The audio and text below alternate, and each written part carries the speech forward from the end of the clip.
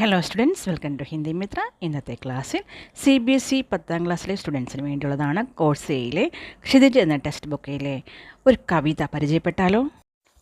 जयशंकर प्रसाद की एक कविता है आत्मकथ्य. हिंदी साहित्य जगत में जयशंकर प्रसाद का महत्वपूर्ण स्थान है.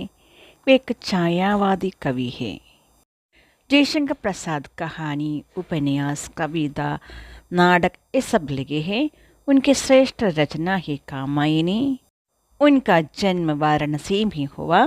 ഹിന്ദി സാഹിത്യ ലോകത്ത് ജയശങ്കർ പ്രസാദിന് വളരെ മഹത്വപൂർണ്ണ സ്ഥാനമാണുള്ളത്. ഒരു ഛായാവാദി കവിയാണ്. കഹാനി, ഉപന്യാസം, നോവൽ, നാടകം ഇതെല്ലാം അദ്ദേഹം എഴുതിയിട്ടുണ്ട്. അദ്ദേഹത്തിൻ്റെ ശ്രേഷ്ഠ രചനയാണ് കാമായിനി. ജയശങ്കർ പ്രസാദ് ജനിച്ചത് വാരണസിയിലാണ്. ജയശങ്കർ പ്രസാദ് ആത്മകഥ്യ എന്ന കവിത എഴുതുന്നതിൽ ഒരു കാരണമുണ്ടായിരുന്നു. ഹിന്ദിയിൽ അറിയപ്പെട്ട ഒരു ലേഖകനാണ് പ്രേംചന്ദ്. അദ്ദേഹത്തിൻ്റെ ഒരു പത്രികയാണ് ഹംസ പത്രിക. അതിൽ ആത്മകഥ എഴുതുന്നതിന് വേണ്ടി ജയശങ്കറിൻ്റെ ഫ്രണ്ട്സ് അദ്ദേഹത്തോട് പറഞ്ഞു. പക്ഷേ ജയശങ്കർ പ്രസാദ് ആത്മകഥ എഴുതാൻ തയ്യാറായില്ല. ആത്മകഥ എന്ന കവിതയിൽ കൂടി ജയശങ്കർ പ്രസാദ് താൻ എന്തുകൊണ്ടാണ് ആത്മകഥ എഴുതാൻ തയ്യാറാകാത്തത് എന്ന് വ്യക്തമാക്കുന്നുണ്ട്. जयशंकर प्रसाद अपने मन को भ्रमर मानकर कहती है कि हे भ्रमर, तू मेरी कौन सी कहानी बताने जा रहा है. ഇവിടെ ജയശങ്കർ പ്രസാദ് തൻ്റെ മനസ്സിനെ ഭ്രമർ വണ്ടായി കരുതി പറയുകയാണ്, ഹേ ഭ്രമർ, നീ എൻ്റെ ഏത് കഥയാണ് ആത്മകഥയിൽ പറയാൻ പോകുന്നത്? കവി कहती है कि उनका जीवन मुरझाकर गिरने वाली पत्तियों जैसा है. जीवन नश्वर होता है. एक न एक दिन सबको मृत्यु को स्वीकार करना पड़ता है. ഇവിടെ കവി പറയുന്നത് ഉണങ്ങി താഴെ വീഴുന്ന ഇലകൾ പോലെയാണ് കവിയുടെ ജീവിതം. ജീവിതം എന്ന് പറയുന്നത് സ്ഥിരമല്ല. ഒരിക്കൽ നമുക്ക് എല്ലാവർക്കും മരണത്തെ സ്വീകരിക്കേണ്ടതായി വരും. ഗംഭീർ അനന്ത നീലിമാ മീം അസംഖ്യ ജീവൻ ഇതിഹാസ് യഹ് ലോക് കർത്തേ ഹി രഹത്തെ ഹേ അപ്നാ വ്യംഗ്യ മലിൻ ഉപഹാസ്. हिंदी साहित्य रूपी विशाल आकाश में कितने लेखकों ने अपनी आत्मकथा लिखा है. लोग इन महान लेखकों की आत्मकथा को पढ़कर उनकी कमियों का मजाक बनाते हैं.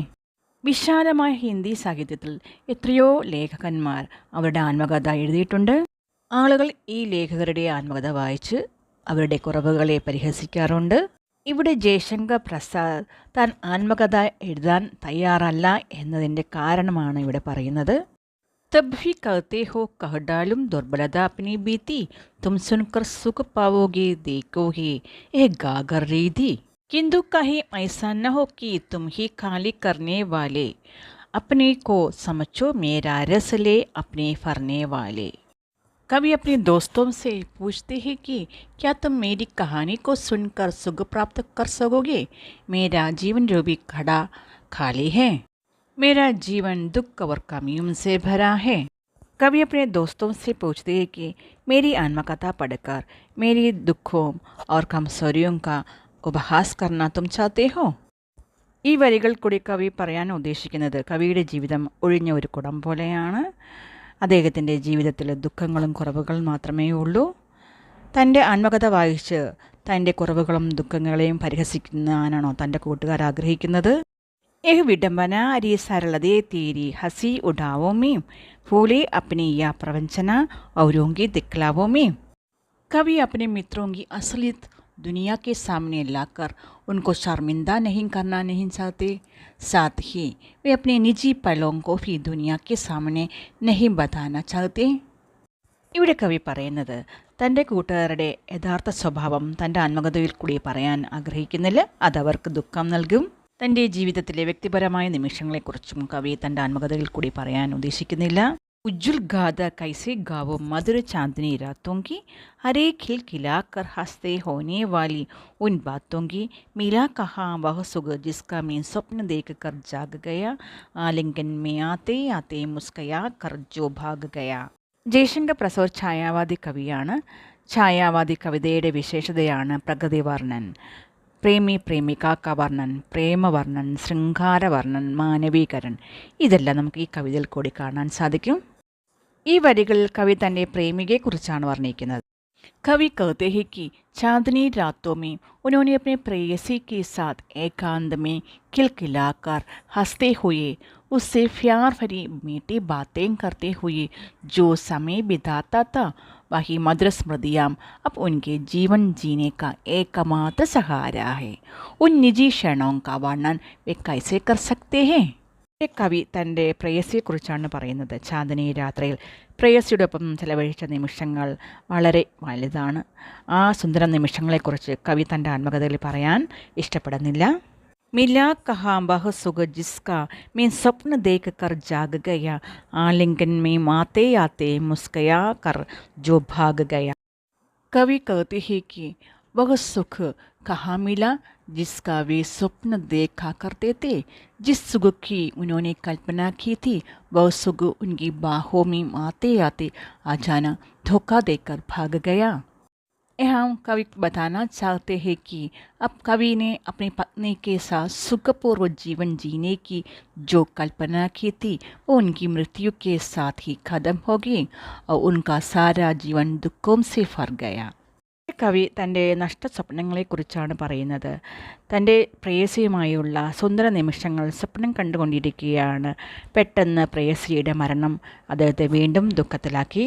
कि अरुण कबूलों की मत वाले सुंदर छाया में അനുരാഗിനെ ഉഷാ ലേത്തി തീ നിജ സുഹാഗ് മതമായാമി. ഇവിടെ കവി തൻ്റെ പ്രേയസിയുടെ സൗന്ദര്യ വർണ്ണനയാണ് നടത്തുന്നത്.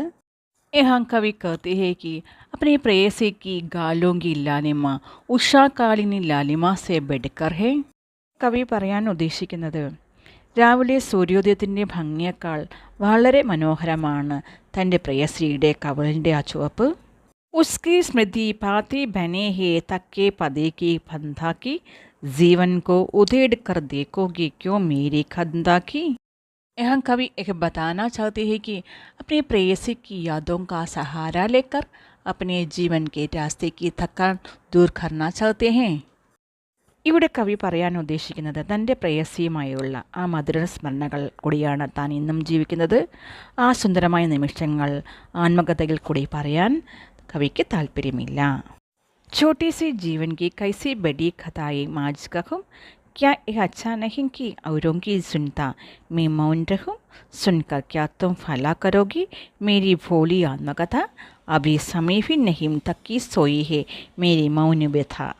कवि इन पंक्तियों के द्वारा बताना चाहते हैं कि इस ज़्यादा बढ़िया रहेगा मैं चुप रहकर बड़ी शांति के साथ अन्य लोगों की कहानियाँ या आत्मकथाओं को सुनूं, तो मेरी आत्मकथा सुनकर क्या प्रेरणा प्राप्त कर सकोगे. हम कवि बताना चाहते हैं कि उनकी आत्मकथा में ऐसा कुछ भी खास नहीं है या उन्होंने अभी तक ऐसी कोई उपलब्धि हासिल भी नहीं की जिसे पढ़कर किसी को खुशी मिलेगी, जिसे पढ़ने में किसी की कोई रुचि हो. ഈ വരികളിൽ കൂടി കവി പറയാൻ ആഗ്രഹിക്കുന്നത് കവിയുടെ ജീവിതം ദുഃഖങ്ങൾ കൊണ്ടും കുറവുകൾ കൊണ്ടും നിറഞ്ഞതാണ്. കവിയുടെ ജീവിതത്തിൽ അദ്ദേഹത്തിന് ഒരു നേട്ടങ്ങളും നേടാൻ സാധിച്ചില്ല. തൻ്റെ ആത്മകഥ വായിച്ച് മറ്റുള്ളവർക്ക് ഒരു പ്രേരണയും കിട്ടില്ല. ദുഃഖങ്ങളും കുറവുകളും നിറഞ്ഞ തൻ്റെ ആത്മകഥ വായിച്ച് മറ്റുള്ളവർക്ക് സന്തോഷം കിട്ടുമോ എന്നാണ് കവിയുടെ ചോദിക്കുന്നത്. അതുകൊണ്ട് കവിയുടെ പറയുന്നത് സ്വന്തമായി ആത്മകഥ എഴുതാൻ കവിക്ക് താല്പര്യമില്ല. മറ്റുള്ളവരുടെ ആത്മകഥകൾ വായിച്ച് മൗനമായി ഇരിക്കാനാണ് കവി ആഗ്രഹിക്കുന്നത്. ജയശങ്കർ പ്രസാദിൻ്റെ ആത്മകഥ എന്ന കവിത വളരെ ഇമ്പോർട്ടൻ്റ് ആണ്. ഇതിൻ്റെ ആശയം മനസ്സിലാക്കി കഴിഞ്ഞാൽ നിങ്ങൾക്ക് ഏത് ചോദ്യങ്ങൾക്കും ഉത്തരം എഴുതാൻ സാധിക്കും. Thank you.